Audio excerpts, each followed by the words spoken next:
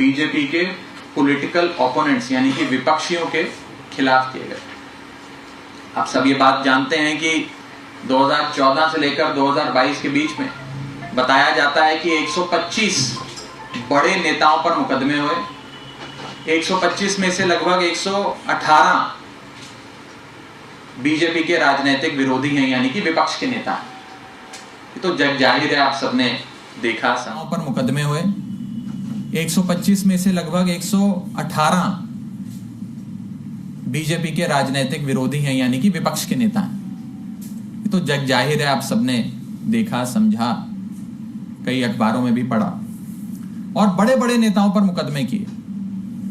मनीष सिसोदिया से लेकर संजय राउत तक, राहुल गांधी से लेकर सोनिया गांधी तक, पी चिदम्बरम से लेकर फारूक अब्दुल्ला तक, अनिल देशमुख से लेकर नवाब मलिक तक, सारे जो बड़े शीर्ष नेता हैं अपनी अपनी पार्टियों के, उन पर मुकदमे दर्ज करे गए और केसेस को पकाया गया।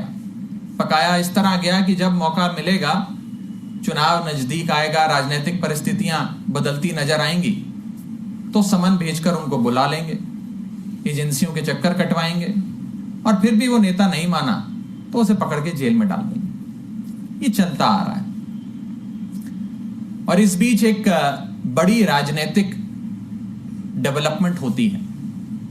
वो बड़ी राजनीतिक डेवलपमेंट है इंडिया गठबंधन का बनना।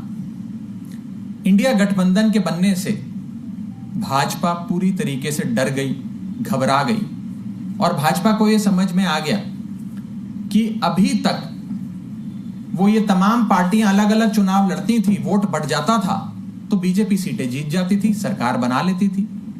लेकिन इंडिया गठबंधन बनने के बाद सारे एकजुट होकर अगर चुनाव लड़ते हैं, भाजपा के एक प्रत्याशी के खिलाफ इंडिया गठबंधन का एक प्रत्याशी चुनाव लड़ता है तो भाजपा की सीटें कम होती हैं और भाजपा हार के नजदीक आ जाती है और लगभग हारती हुई नजर आती है। ये डर कहीं ना कहीं बीजेपी को सता रहा है और इसी के चलते हमारे सूत्र हमें बताते हैं कि एक योजना बनी है। इन पुख्ता सूत्रों का कहना है ये योजना है कि जो टॉप लीडरशिप है इंडिया गठबंधन के पॉलिटिकल पार्टीज की, जो मेन नेता हैं इंडिया गठबंधन के, उन्हें पकड़ के जेल में डाल दो। जब टॉप नेता जेल में डाल दिया जाएगा तो वो चुनाव कैसे लड़ेगा? वो तो कोर्ट, कचहरी, वकील, एजेंसी, जेल के चक्कर काटता रह जाएगा। पार्टी कैसे चलेगी? तो यानी कि अगर इंडिया गठबंधन के एक एक नेता को, जो शीर्ष नेता है, टॉप लीडरशिप है पार्टी की या पार्टी का मेन मुखिया है, मेन अध्यक्ष है, अगर उसे ही पकड़ के जेल में डाल दोगे तो रेस में तो अकेले भाजपा दौड़ेगी और अकेले ही जीत जाएगी।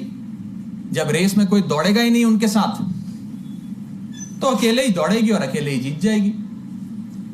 इसी श्रृंखला में एक योजना बनी है और उस योजना में पहला अरेस्ट दिल्ली के मुख्यमंत्री अरविंद केजरीवाल का भाजपा की एजेंसियां करने जा रही हैं। दिल्ली में 7 लोकसभा की सीटें हैं। इंडिया गठबंधन अगर एकजुट होकर लड़ता है तो 7 की 7 सीटें बीजेपी हार रही है। आप भी जानते हैं, हम भी जानते हैं।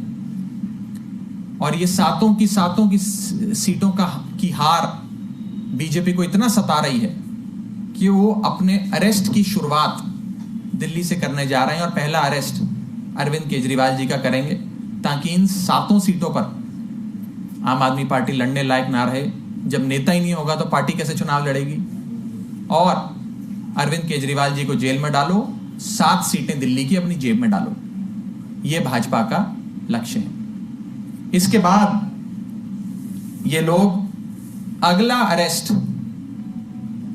जो करने जा रहे हैं वो एक ऐसे राज्य का है जिसमें 14 सीटें आती हैं। 14 की 14 लोकसभा सीटों पर भाजपा की हालत खराब है और ये झारखंड राज्य, जिस राज्य में जेएमएम पार्टी की सरकार बनी, जब से हेमंत सोरेन साहब वहां के मुख्यमंत्री बने तब से उनकी लोकप्रियता इतनी बढ़ती गई कि वो भाजपा जो 2019 में 14 में से 12 सीटें झारखंड की जीती थी, आज 14 में से 4 सीटें भी जीतती नजर नहीं आ रही है।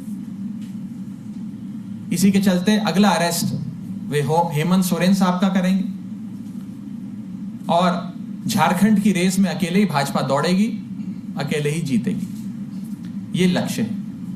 इसके बाद बिहार के राज्य में जहां पर पिछली बार नीतीश कुमार के सहारे भाजपा 2019 का लोकसभा चुनाव लड़ी थी, शानदार प्रदर्शन रखा था, 40 में से 39 सीटें जीती थी।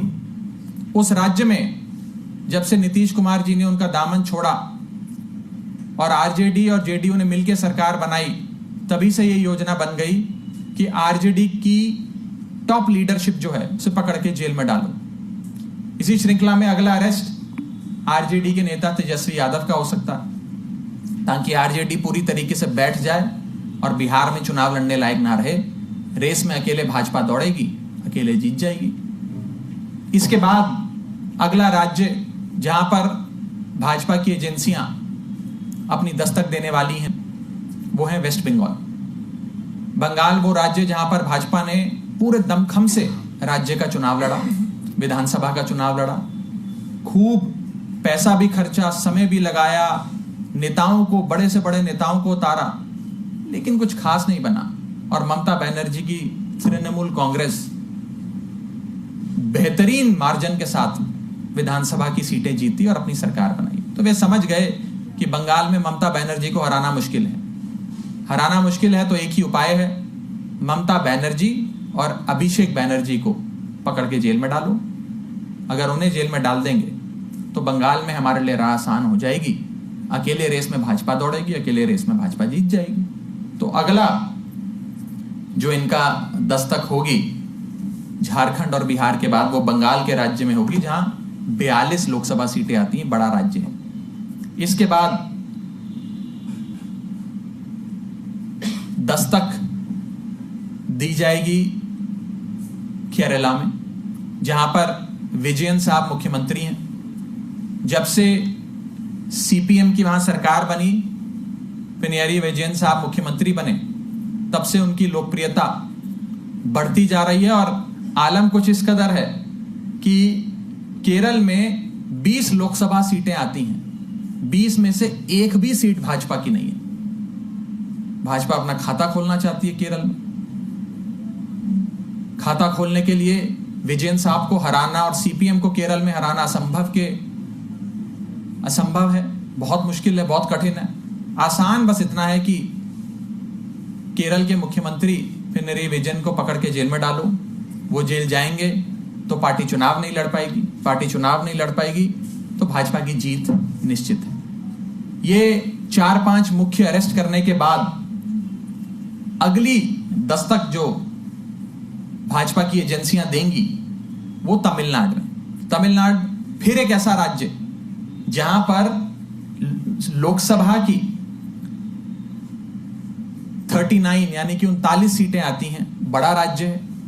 और इन 39 सीटों में से एक भी सीट भाजपा की नहीं है। तमिलनाडु में एक बड़ा राजनीतिक दल जो बीजेपी के साथ अलायंस में था, बीजेपी के साथ गठबंधन में था, AIADMK, वो भी बीजेपी का साथ छोड़ के चला गया। तमिलनाडु में भाजपा की हालत पतली है। तो तमिलनाडु में एंट्री करने के लिए, कुछ सीटें तमिलनाडु से लोकसभा की बटोरने के लिए, अपना खाता खोलने के लिए सबसे आसान काम है कि MK स्टैलिन जो वहां के सबसे लोकप्रिय नेता हैं, मुख्यमंत्री हैं, उनके करीबियों को पकड़ के जेल में डालो। और आप देख ही रहे हैं कि कैसे उनके एक मंत्री सेंथिल को इन्फोर्समेंट डायरेक्टरेट ने पकड़ के जेल में डाल दिया और नेताओं को अब बहुत जल्द पकड़ा जाएगा। और MK स्टैलिन को, उनकी पार्टी को कमजोर करो ताकि वो तमिलनाडु में इलेक्शन लड़ने के काबिल ना बचे। उसके बाद अगली दस्तक तेलंगाना में दी जाएगी, जहां पे फिर आने वाले राज्य का चुनाव और आने वाला राष्ट्रीय चुनाव दोनों भाजपा बुरी तरीके से हार रही है और वहां पर BRS पार्टी बहुत मजबूत है। तो BRS पार्टी को दौड़ से हटाने के लिए BRS के शीर्ष नेतृत्व KCR और उनकी बेटा और बेटी को अरेस्ट करने की तैयारियां चल रही हैं। इसी श्रृंखला में आखिरी दस्तक जो दी जाएगी वो महाराष्ट्र में दी जाएगी। महाराष्ट्र वो राज्य जहां पर भाजपा ने शिवसेना के साथ मिलकर और शिवसेना के भरोसे 2019 में बहुत शानदार प्रदर्शन किया, बड़ी सीटें बटोरी, लेकिन जब से शिवसेना ने भाजपा का दामन छोड़ा, अपने रास्ते गई, तब से भाजपा वहां कमजोर हो गई। और आज जो बैकडोर से महाराष्ट्र में सरकार बनाई है, उसके चलते लोगों का प्यार, आशीर्वाद और सहानुभूति सब उद्धव ठाकरे के साथ और उनकी पार्टी और उनके गठबंधन के साथ है। तो अंत में आखिरी शिकार भाजपा का होगा महाराष्ट्र में, जिसमें उद्धव ठाकरे साहब को कमजोर करने के लिए, शरद पवार साहब को कमजोर करने के लिए उनके पार्टी के जो मेन नेता हैं उन्हें पकड़ के जेल में डाला जाएगा। अल्टीमेट गोल, जो सबसे बड़ा उद्देश्य भाजपा का है, वो ये है कि एक ही पार्टी इस देश में बचे और एक ही नेता इस देश में बचे, बाकी सारी पार्टियां समाप्त हो जाएं, कोई पार्टी कोई भी राज्य में चुनाव लड़ने लायक ना रहे, ताकि ना रहेंगी विरोधी पार्टियां, ना लड़ पाएंगे विरोधी पार्टी के नेता चुनाव, ना रहेगी बांस, ना बजेगी बांसुरी। ये हमारे सोर्सेज पुख्ता तौर पे हमें बता रहे हैं कि आने वाले समय में ये सारी चीजें इसी श्रृंखला में जिस ऑर्डर में मैंने आपको बताया है, ये सारी चीजें होने जा रही हैं। ये बेहद खतरनाक है, देश के लोकतंत्र के लिए खतरनाक है। अगर देश में पार्टियां ही नहीं बचेंगी, नेता जेल में डाल दिए जाएंगे, नेता ही नहीं बचेंगे, फ्री एंड फेयर इलेक्शंस ही नहीं होगा, लोकतंत्र ही नहीं बचेगा, तो हमारे देश की जो नींव है वो हिल जाएगी। हमारे देश की इमारत जिस नींव पे खड़ी है वो नींव नहीं बच पाएगी। एक बहुत खतरनाक खेल देश के लोकतंत्र के साथ खेला जा रहा है। इसकी चिंता आपको भी है, हमको भी है, और 135 करोड़ भारतीयों को है।